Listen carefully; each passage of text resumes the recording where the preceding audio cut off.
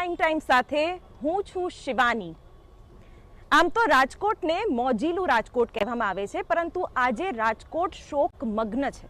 ન માત્ર રાજકોટ પણ આખું ગુજરાત અને આખો દેશ શોકમગ્ન છે, કારણ કે રાજકોટના નાના મહુવા સ્થિત ટીઆરપી ગેમ ઝોનમાં જે ઘટના બની છે, જેનાથી આખો દેશ હચમચી ઉઠ્યો છે। મારી બરાબર પાછળ તમે જે દ્રશ્યો જોઈ રહ્યા છો તે અત્યારે તમને ઝાંખા દેખાતા હશે, કારણ કે આજથી 24 કલાક પહેલા અહીં ઝાકમઝોળ હતી।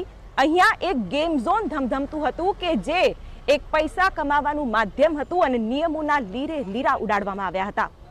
આજે આ ગેમ ઝોન એક એવી ઘટનાનો સાક્ષી બન્યો છે કે જેના કારણે 30 લોકોના મોત થઈ જાય છે।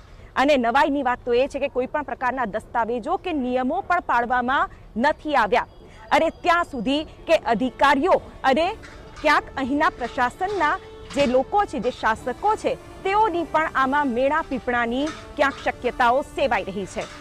અહીં રાજકીય નેતાઓના આટાપીરા તો જોવા મળ્યા, પરંતુ ક્યાંય પણ એવી રાજકીય ઈચ્છા શક્તિ નથી જોવા મળી કે જેના કારણે નિયમોનું પાલન થાય। ત્યારે આ તમામની વચ્ચે એક જ સવાલ, અગ્નિકાંડમાં કોનો ખેલ?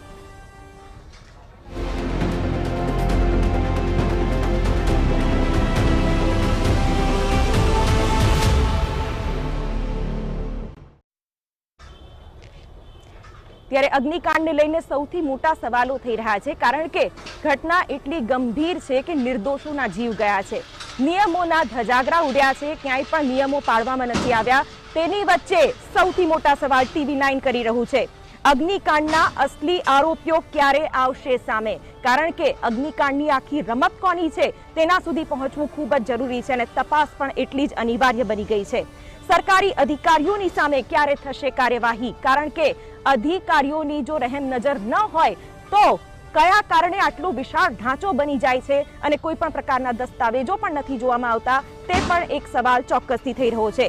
કોઈ પણ મંજૂરી વગર કેવી રીતે થયો શરૂ આ ગેમ ઝોન? જ્યાં હજારો લોકો આવે છે, ત્યાં નિયમોની કે સેફટીની કોઈ પણ ખાતરી આપવામાં નહોતી આવતી। ઉલટાના ફોર્મ ભરાવવામાં આવતા હતા કે તમે અંદર જશો તો આની જવાબદારી કોઈ નહીં રહે, કોઈ મોટી દુર્ઘટના સર્જાશે તો એની પણ સંચાલકો જવાબદારી નહીં લે।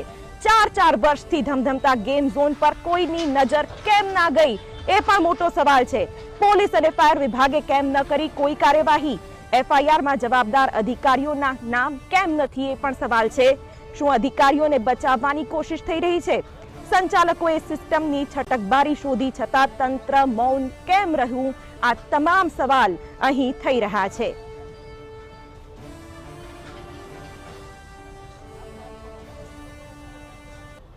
તો અગ્નિકાંડને લઈને જે મોટા ખુલાસા થઈ રહ્યા છે તે પણ આપને દર્શાવી દઈએ। 4 વર્ષથી એનઓસી વગર ચાલતો હતો આ ગેમ ઝોન, ફાયર વિભાગની નથી લેવામાં આવી કોઈ મંજૂરી, સિસ્ટમની છટકબારીઓ બની નિર્દોષ લોકોના મોતનું કારણ।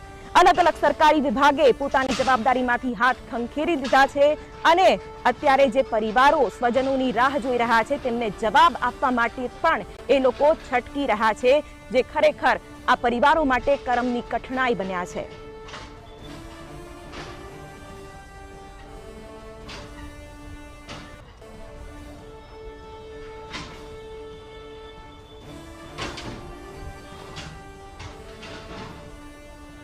ત્યારે હાલ